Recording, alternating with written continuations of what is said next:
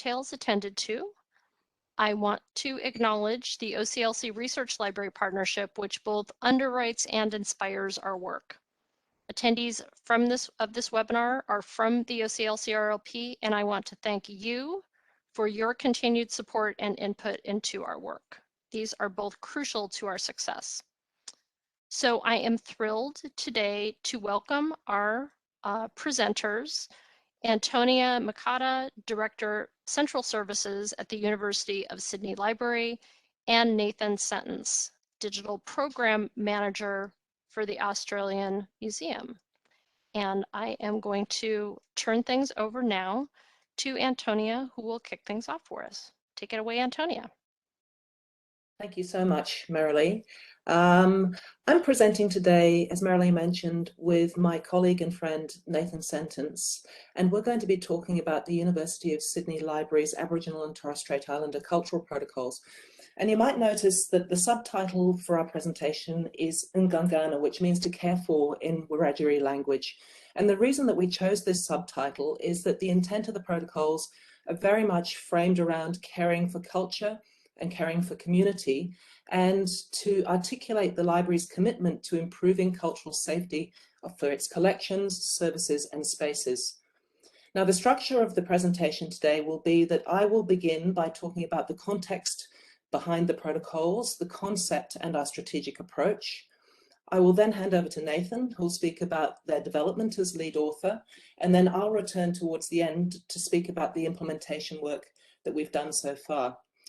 But before beginning the presentation, I would like to hand over to Nathan, who's going to deliver a traditional acknowledgement of country in Wiradjuri language. Yordomarang Nindugi, Nathan Sansionari, Wiradjuri Gibi Balado, Indamalaja Gadago Nurambangu, Indamalaja Gadago Mujigangu, Indamalaja Nari Mujigangu. Before I begin, I'd like to acknowledge that I'm on the unceded land of the Gadigal people and pay my respects to their elders past and present, and recognize the history and knowledge embedded in the land, and to note respect for this knowledge, and to note that it guided the development of these protocols that we are speaking about today, and that I'm honoured that I got to write these protocols on Gadigal, Ngunnawal, and Darkinjung country. Thank you. Thank you so much, Nathan. And I too would like to acknowledge that I am coming to you from Gadigal land today, and to pay my respects to their elders, past, present, and emerging, and also to acknowledge the traditional owners of the lands that all of our attendees are on today. So I'm going to begin by setting the context, the broader university context in which the protocols were developed, and then to talk about the concept sitting behind them and the strategic approach that we took to their development. In terms of the context, and I'll talk about the broader university first of all, within the University of Sydney, it is the Office of the Deputy Vice-Chancellor, Indigenous Strategy and Services that's responsible for setting the strategic direction for the university in Aboriginal and Torres Strait Islander participation, engagement, education and research, and in cultural learning and engagement. So there is a coordinated approach across the university, although the body of work that we've done within the library is very much library-led. Within the DVCISS, or the Deputy Vice-Chancellor's Indigenous Strategy and Services Office, there it sits the National Centre for Cultural Competence, and they are responsible for cultural competence learning across the whole university. So again, there's a coordinated approach to professional development. And one of the main vehicles that they use for this is the Cultural Competence Leadership Program, which occurs annually and started back in 2017 and still continues today. And that is an immersive cultural learning experience that takes place on country and has a focus on knowing or learning about Aboriginal history, culture and custom, being aware, authentic and open to that learning, and doing, which is to act in a culturally appropriate and respectful way. And all of this is done and learned with the acceptance that cultural competence isn't something that you ever fully competent in, and that you're on a learning journey throughout your life and you develop your cultural competence and grow over time. Within the library, the Cultural Competence Leadership Programme attendees include colleagues from across all divisions and levels, but most importantly, perhaps, the entire senior leadership team from the library has attended, and this has resulted in library-wide support for cultural competence initiatives at a senior level, which has been really crucial to supporting the work that we've done. Now, a group of us from the early programs in 2017 and 18 was so inspired by what we learned on that program that we decided to start a library cultural competence community of practice. And this was done to drive cultural competence initiatives and engagement at a library local level. And examples of previous work that we've done include hosting a cross-disciplinary seminar series called the Aboriginal and Torres Strait Islander Knowledges Seminar Series, addressing topics as broad as history, language, cultural astronomy, art, medicine, and health. We're also really fortunate within the library that the 2016 to 2020 strategy included a very strong focus on diversity and inclusion, including in the area of cultural competence, and making the library a culturally safe, welcoming, and supportive space for all members of our community, including Aboriginal and Torres Strait Islander people.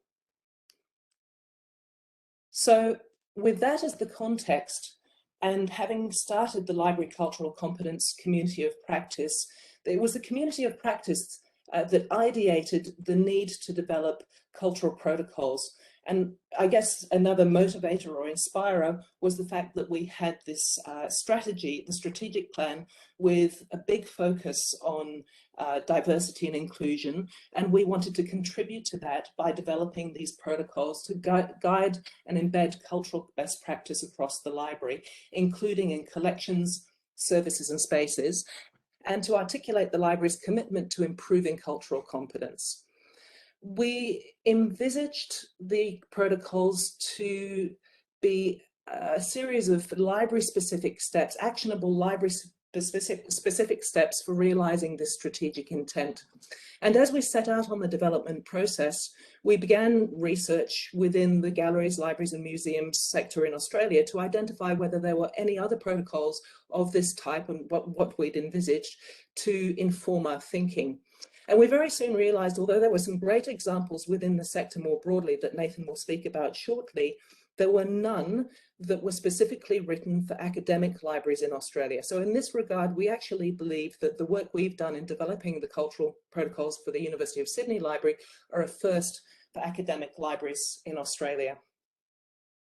Also, as we began our work, we'd first thought that our cultural protocols might be for First Nations cultural collections more broadly, given that the University of Sydney Library does contain cultural collections from elsewhere in the world too.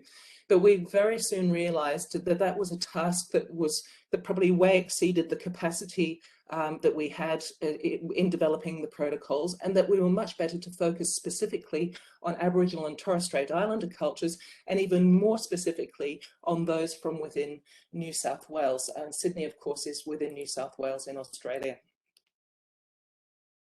The protocols themselves were conceived of as being a holistic program of work. So not just a protocols document, but some research that underpinned them, and then the ongoing implementation body of work after the protocols were published. And so we kicked off our process by undertaking a cultural audit, which was really some research to understand what the library was doing well in regard to cultural competence and where there were opportunities for improvement. And this initial research then informed the strategic themes that were to be developed within the cultural protocols. And of course, the protocols themselves were conceived of as being all-encompassing for library operations, for an academic library more broadly, specifically for the University of Sydney Academic Library. And so they were developed to incorporate work on physical spaces, library services, and collections.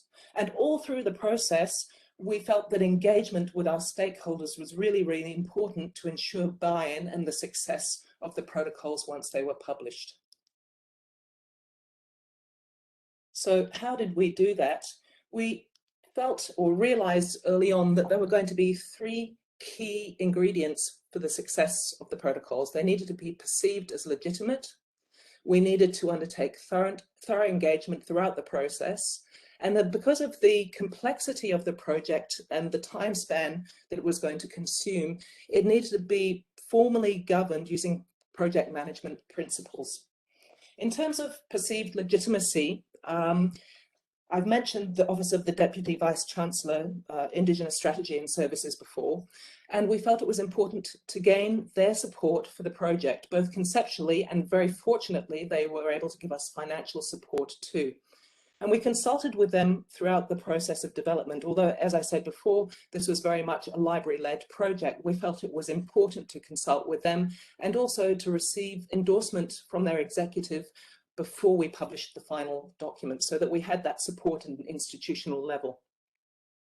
The other key to legitimacy was that we knew that the project was going to need to be First Nations led. And so we went to market to source an expert in First Nations cultural collections. And we were so fortunate at the time that Nathan was available to be the lead author on the project. And that was because he was on a hiatus from his regular job at the Australian Museum. Fortunately for us, the museum was closed for renovations and Nathan was able to come and work with us for an 18-month period. In terms of engagement, I mentioned that we started the process with a cultural audit, and that provided great opportunities for engagement with the university community, both academic staff, professional staff, staff within the library, and Aboriginal and Torres Strait Islander students, as well as our colleagues at the Office of the Deputy Vice Chancellor, Indigenous Strategy and Services, the National Centre for Cultural Competence, and other areas of the university that contain collections such as museums and archives. We also continued that consultation and engagement process throughout the development, not just at the beginning during the cultural audit, but we continued that process through ongoing team meetings, town halls, and expert series. Lastly, regarding the project management of the protocols, we set up a steering group comprising library subject matter experts, prepared a project plan, timeline and scoping documents, and met every second week to track progress and decide next steps. I think the group, though, also, it wasn't just about project management, but the group was also able to provide Nathan with the supports he needed as lead author, particularly as he was coming in as an external. And so we were able to set up connections within the library and the university for him, introduce him to people, set up appointments for meetings initially for his research, but then also through the development, we continued on as a group of critical friends, co-researching with him, helping with the writing and the editing of the document to support him as the lead author. So with that, I'm now going to hand over to Nathan, who's going to speak to us about the development of the protocols. Thanks, Nathan. Thank you.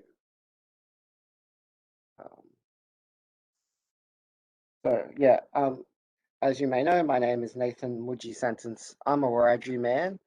My family's traditionally from Mudgee in New South Wales in Australia.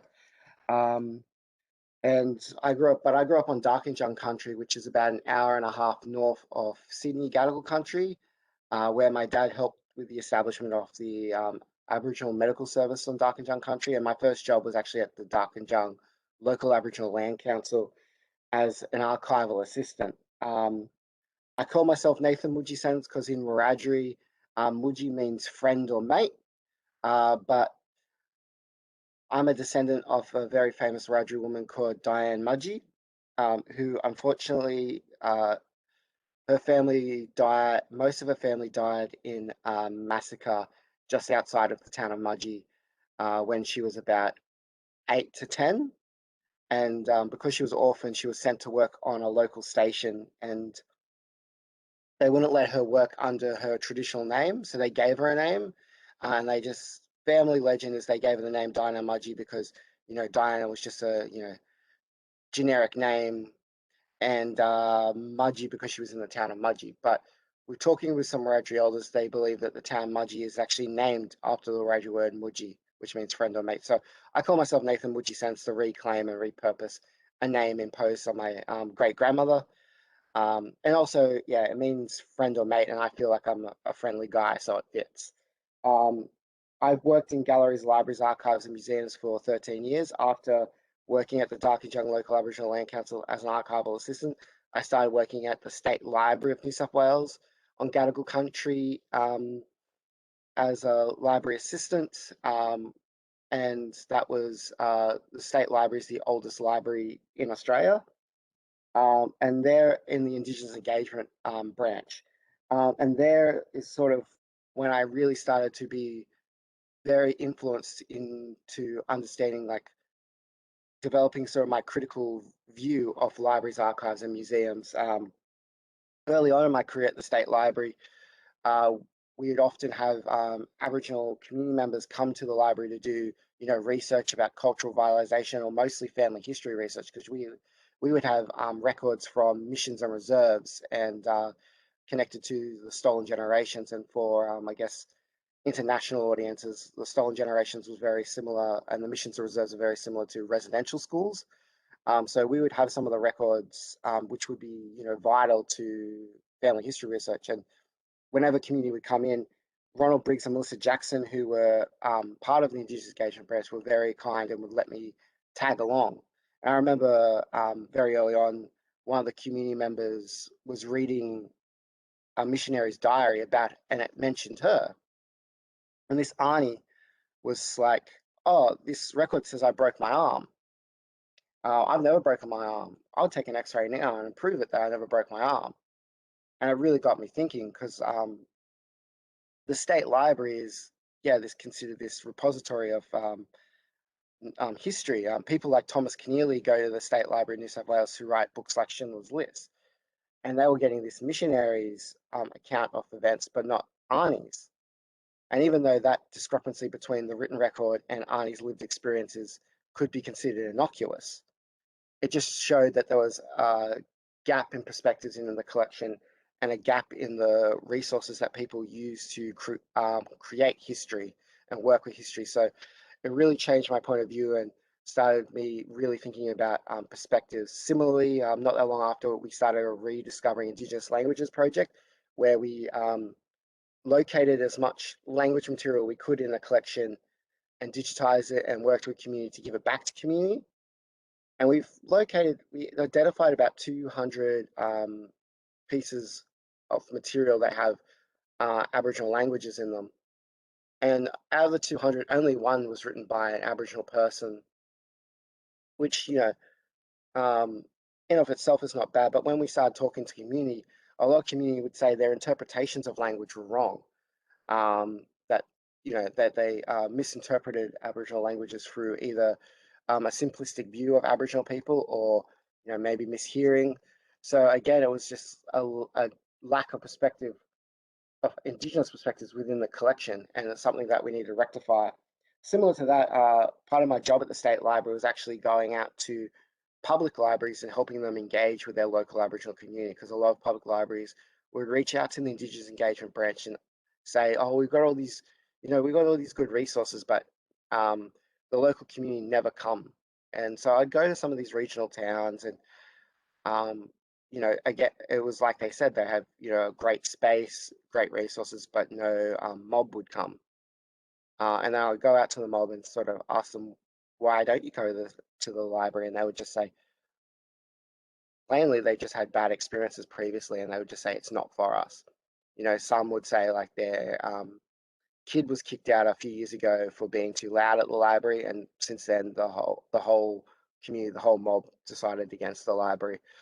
And so those sorts of things influenced my thinking about libraries going forward in my career.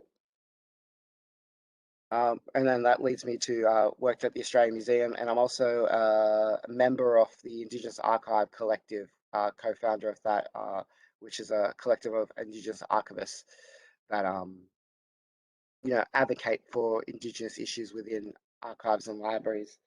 But yeah, luckily I got to join this project with Antonia and the team, and sort of got to work on these sort of protocols. So the strategic approach to it, coinciding with the cultural audit that we'll get to, and Antonia mentioned, we wanted to build on great external work that already exists, and that could influence how we adopt Indigenous cultural intellectual property, or ICIP principles, and how we can embed Indigenous knowledges throughout our services, collections, and spaces.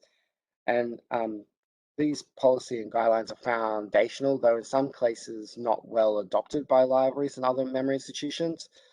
This work includes the Excellent Protocols, which were developed in 1995 by a group of Aboriginal librarians, which has been internationally recognized. Famously, you may have heard of the NAGPRA protocols, which guide repatriation of Native American cultural belongings and ancestral remains.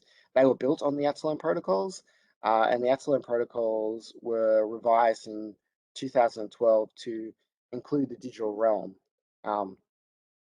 The First Peoples Roadmap, which was a roadmap developed by Terry Jenkin Co., an Indigenous law firm, and it was endorsed by AMAGA, the Australian Museums Association, which set out 20 critical goals for museums in terms of Indigenous engagement. And a lot of elements of this roadmap I thought could really guide the development of these protocols. The Museum of Applied Arts and Sciences Indigenous Intellectual and Cultural Property Guidelines were developed also by Terry Jenkin and Co. And I think they're, at least in Australia, the best example of an individual institution trying to adopt ICIP principles. And lastly, of course, the United Nations Declaration of the Rights of Indigenous People, which is a key document that should be understood and adopted not just by memory institutions, but lots of different institutions that want to work with Indigenous communities. For us, particularly Article 13 and 31 of the Declaration were very important. We actually, when we, in the introduction of the protocols and the principles of the protocols were very much directly influenced by the Declaration.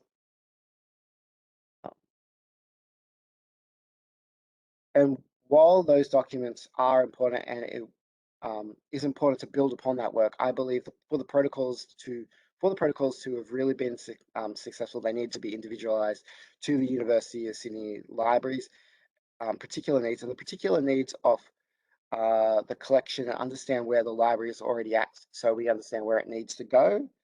Because there was no need to bring aboard protocols when the library is already doing that work, or vice versa when it's not applicable. So firstly, so we went about creating a cultural audit. So firstly, I did it by starting to talk with library staff to engage where they are, understand their priorities and the different branches' priorities, how they feel the library is doing so far. So we developed a questionnaire, and the questionnaire asks questions like, how culturally competent do you feel? What kind of cultural competency or cultural awareness training have you undertaken? How well do you believe First Nations culture and history and peoples are represented in the collection spaces and services? And then, you know, what's your knowledge around the Excellent Protocols or the United Nations Declaration of the Rights of Indigenous People? Coinciding this, I believe this was some of the most important conversations in developing the protocols and the strategic directions, which was I was meeting with many First Nations academics, staff, some students of the University of Sydney in different disciplines and different departments like student support or the Chow Chuck Museum, the University of Sydney's museum. And I think it was important to talk with them because they were the key stakeholders and the people that the protocols would most affect and potentially benefit. And they are the main people that we are trying to make the library safer for in their roles as academics, students, and staff, but also as representatives of the different communities that they come from. Additionally, any work involving First Nations communities and cultures needs to be done in a self-determining way for it to be effective. And for too long, projects that involve First Nations people have been done without any First Nations control and input. So yeah, as I said, for the protocols to be effective and for them to be respectful, they needed to be designed by First Nations stakeholders. And while I'm the one leading the project, I'm only one First Nations person and cannot speak to the diversity of First Nations perspectives that exist. These conversations were actually very informal. I basically asked I usually just, you know, had a yarn with them and just asked them two questions, which were, what do you think of the library as it is? And how could the library better support what you're trying to achieve and what your community potentially would want? And then lastly, the library does a tour for first year First Nations students as part of orientation to the campus. And one thing, and one of the things we did is provided them a survey after the tour of the main Fisher Library, asking them just general questions of like, you know, first impressions and how did you feel about the space. So The result of these different conversations and the questionnaires is what created the strategic directions for the protocols. And these are the strategic directions to come out of the audit. First one is to improve partnerships with the Deputy Vice Chancellor of Indigenous Engagement and partnerships with museums and archives. And this came out of conversations with different First Nations staff in DVCIS who wanted to ensure that the university had a holistic approach with engaging with Indigenous communities and to empower networks. And until the First Nations employment was increased within the library, another way to ensure our approach was collaborative and self-determining and creating space for First Nations input.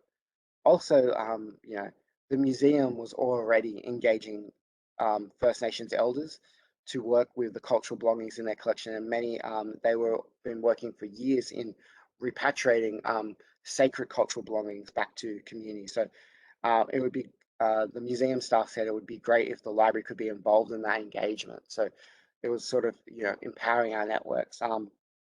Another priority that came out was increase the historical and cultural context, and this came from many conversations I had with First Nations academics and some students, stating they had concerns over the content in the collection, especially our rare book and theses, our older sort of material containing potentially, racist, outdated, problematic interpretations and representations of First Nations people's culture and history.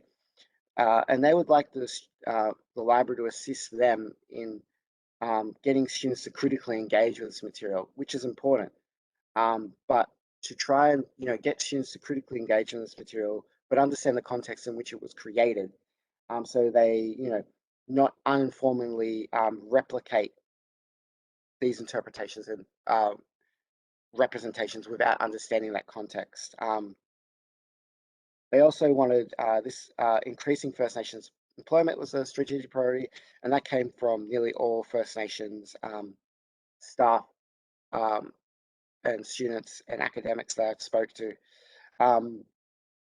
Another strategic direction was strengthening the representation of First Nations perspectives within the collection, and this came from both First Nations stakeholders who wanted to ensure the library had more First Nations perspectives in the collection, noting historically academia has excluded First Nations knowledges.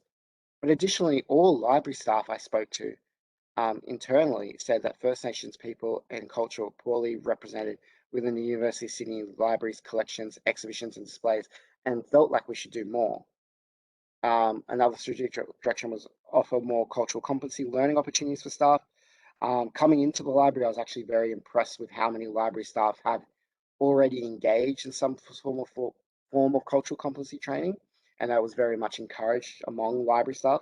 But during my conversations with library staff, there was a clear desire, they wanted more training, and some staff, some who had and some who hadn't engaged in cultural competency training, spoken of their fear of why they haven't engaged with First Nations culture or engaged in projects that involve First Nations people out of fear of doing the wrong thing, which I've heard a lot about.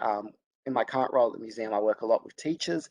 A lot of teachers say the same thing, where they're scared to talk about First Nations history because they fear that they're going to do the wrong thing. So we hope that more cultural competency opportunities can help with that, and the protocols themselves as to help guide staff would also help with that. But the increasing of First Nations cultural competency opportunities, this direction also complements a First Nations idea that with First Nation with non-Indigenous allies, that cultural competency or cultural awareness should be seen as an ongoing journey rather than an achievement. You should not you don't just become culturally competent. It's just you're in a constant process of increasing your understanding.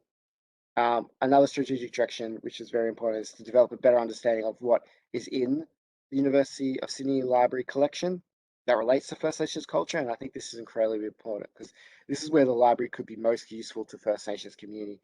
By better understanding what is in the collection, we can better connect to communities, and it can assist in family history and cultural vitalization.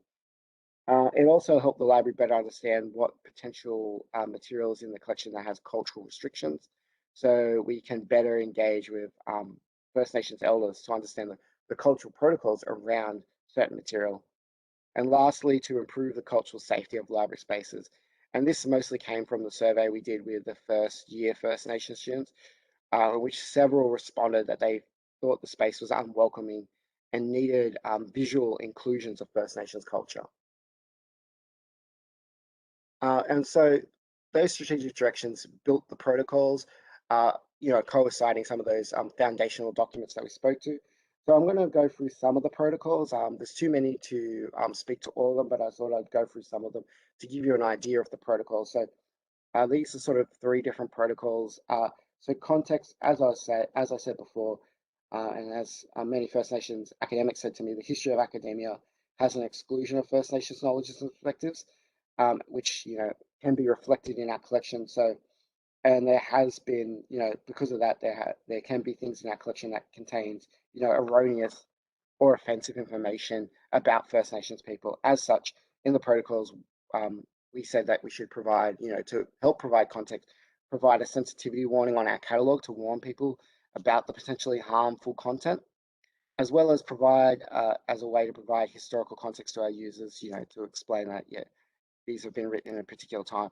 As well as, in addition to this, we suggest that teaching and understanding of this context be part of our information literacy programs that we give to students, that to understand, in the sense of evaluating information about Aboriginal and Torres Strait Islander people, they should understand this context. The right of reply, which is something a lot of Aboriginal librarians have been arguing for a number of years. The Indigenous Archives Collective, we put out a statement about it. It's the right of reply. It's like a journalistic concept, which you may have heard of, which is, if you were to write something about someone, you usually provide them an opportunity to respond within the same platform that you write about them. And which I think should apply to member institutions, where they could provide space for reinterpretation, a chance for First Nations people to tell their story, and for their story to be linked to the original material that's responding to, which is not to get users, students to think anyway, but it gives them an opportunity to engage with the First Nations perspective and this original material and make up their own mind. And also one of the things, again, in providing context and also to make materials more accessible, the protocol suggests using classification systems that were designed for First Nations knowledge systems, such as AusLang, which was created by the Australian Institute of Aboriginal and Torres Strait Islander Studies, to describe, First Nations knowledge and First Nations cultures material more appropriately and closer to how the community would describe them. And AusLang has just recently, I think in the last couple of years, been added to the Library of Congress. Similarly, to about context and adding more perspectives on this protocol, about balancing perspectives in the collection. The protocols are about making a statement that we ensure that our collection has First Nations perspectives, and that is written into our collection development policy.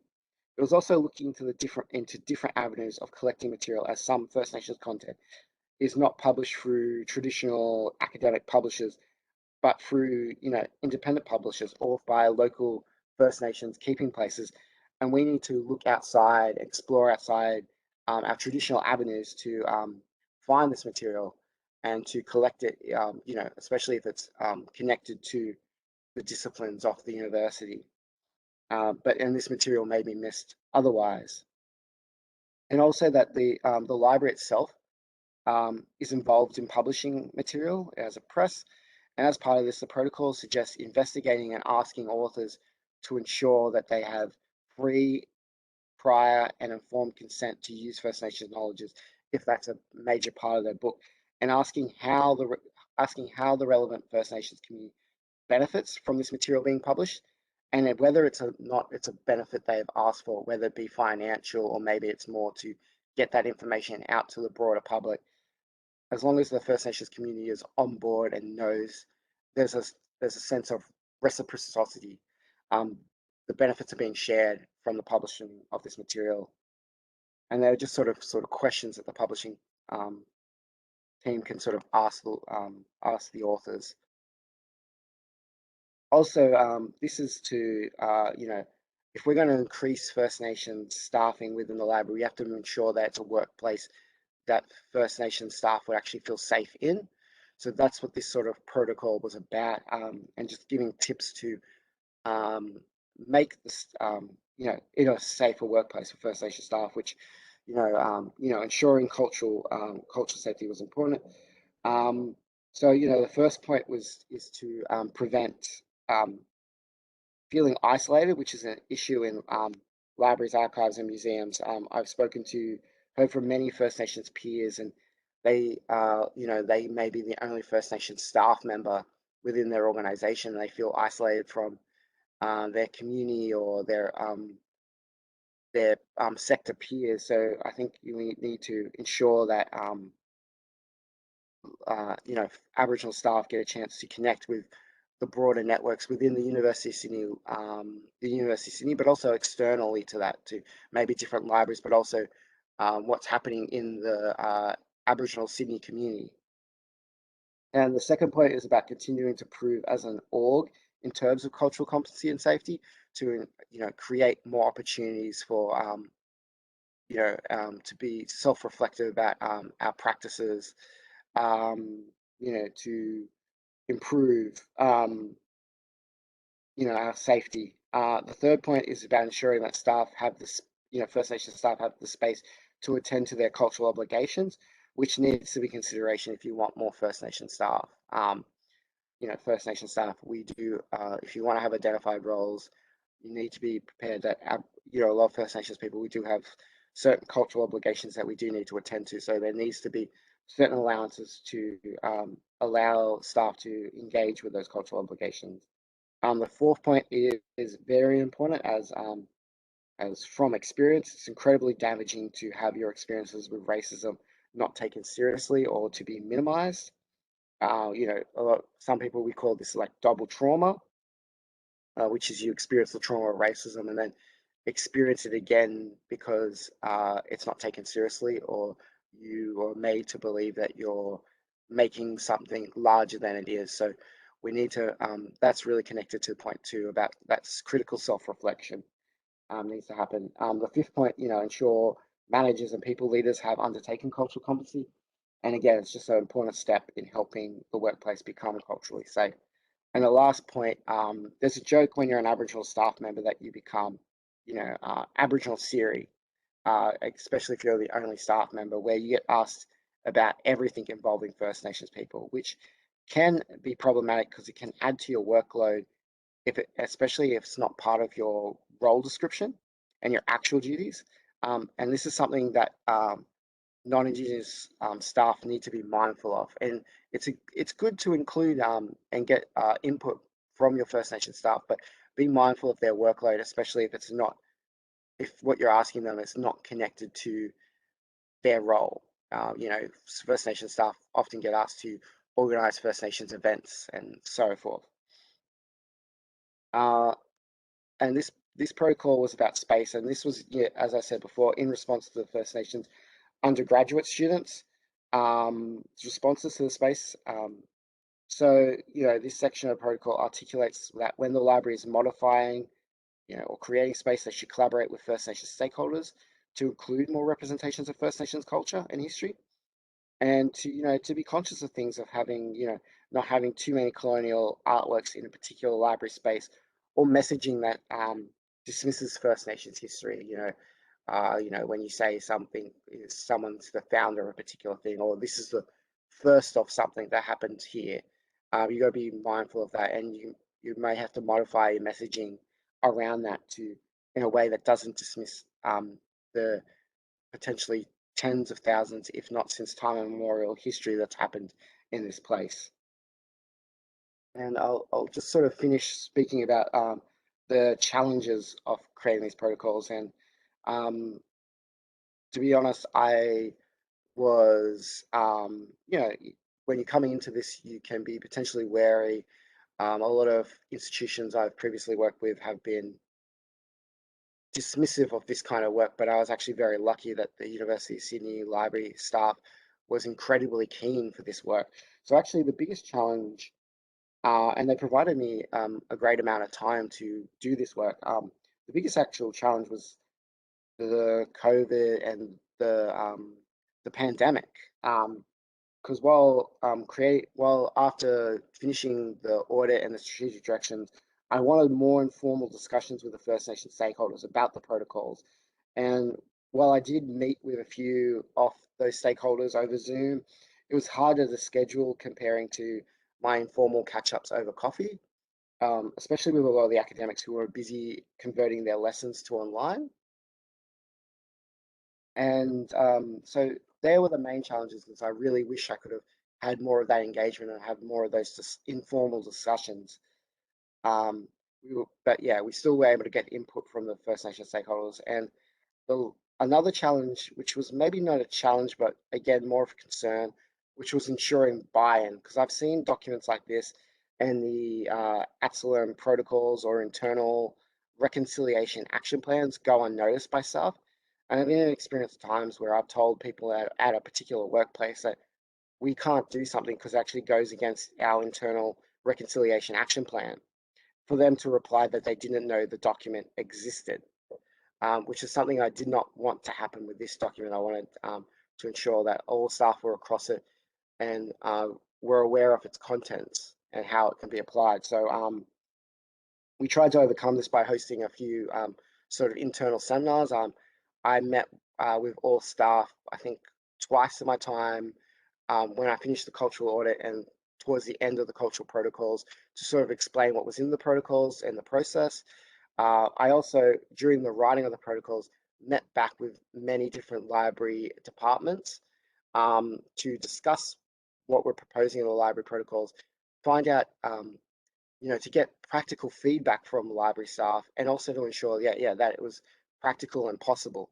Because I didn't want to create protocols I wanted to ensure that the protocols were, for lack of a better term, radical in many ways, but at the same time were also possible and was not, we're not too reaching for something that was not possible in the next, decade or so of the library. So by getting that library feedback, I was hoping that we could also get buy-in, and that the library staff felt included as part of the creation of these protocols.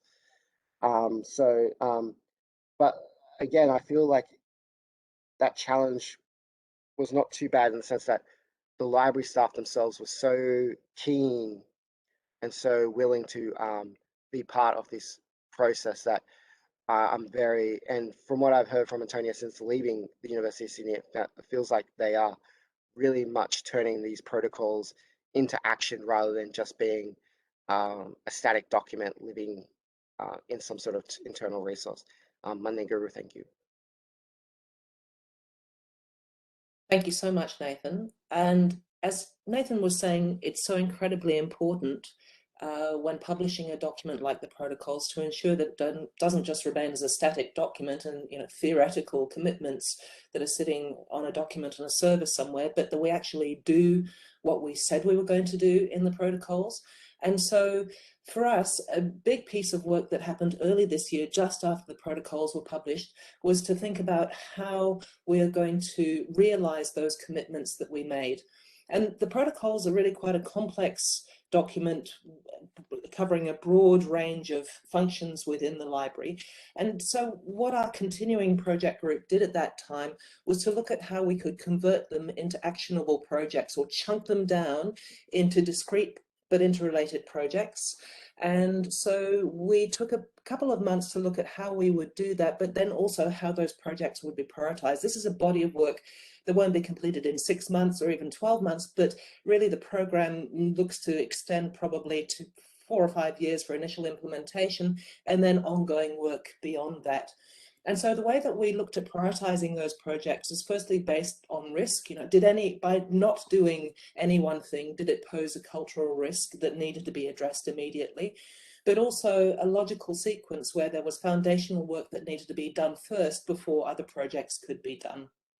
And having done this to sort of convert the protocols to a series of projects, we then established a program steering group. And the idea of the steering group is to oversee the implementation across the life of the implementation process. And that steering group also has a number of project streams sitting beneath it that have carriage of the projects related to engagement, collections, spaces, and academic support. We've also been really fortunate to be able to leverage strategic work elsewhere in the university, and if you like, hitch our program of work to that. As I mentioned earlier, the Office of the Deputy Vice-Chancellor, Indigenous Strategy and Services has had 2 iterations of strategic programs, and its current program, One Sydney, Many People, fortunately for us, was published just after we had projectized the implementation of the protocols. And so every area of the university, the faculties and the professional service units were asked by DVCIS to produce a local implementation plan to show how they would realise the objectives set out in the One Sydney, Many People strategy. And so effectively, we were able to map our program of work back to that strategy, which was really great because it meant that the work that we were going to do anyway could then have institutional support. And so the resulting body of work is 24 projects over a 4-year period that we've laid out in our local implementation plan for One Sydney, Many People. We're also really fortunate this year to have attracted funding for 2 of our foundational projects, and that funding has come from the Deputy Vice-Chancellor, Indigenous Strategy and Service. One project that we're going to be doing that's been funded or have started on is to develop a methodology to survey our collection to better understand what First Nations heritage materials we have in it and to better document those and to make them more discoverable to the community at large. And so that survey methodology has been developed, and we've started a pilot focusing first on the heritage materials within our legacy theses collection, which Nathan mentioned earlier is where some of the more contentious content actually sits. And then hand in hand with that, the second project that we've had funded, fortunately, is a piece around staff professional development so that the staff working day to day with the collections can understand what they're looking at or what they're seeing when they come across First Nations heritage materials, and more importantly, to recognise secret and sacred or sensitive content and to know what to do when they do find it and to afford it the appropriate protections. So it's really great that that work is underway, and I'd like to finish off by sharing a bit with you on a project that has been completed and delivered already. And that is a project where we commissioned artwork for a digital acknowledgement of country to be displayed in our library foyers on our big display screens. And you can see an image there at the bottom right. The screen is actually displaying the artwork that we commissioned. We undertook an expression of interest process, and the brief was that we were looking for a video piece or an animation piece, the concept of which would connect the current built environment with the historical, cultural and natural context of the university. And the artist that was successful in her submission is Jazz Money, who is a Wiradjuri artist and poet. And the work that she created is called Yilabara, or Now, which is an acknowledgement of country and of Gadigal land. And it's, as I said, it's shown on those display screens in our library foyers. Now, Jazz made the video and she wrote the acknowledgement of country in English, and being a poet, the words are absolutely beautiful, but there's also a translation that you'll see in the video, and we'll play it in a moment, in Gadigal language, and that translation was done by Cameron Davison and his grandfather, Uncle Ray Davison.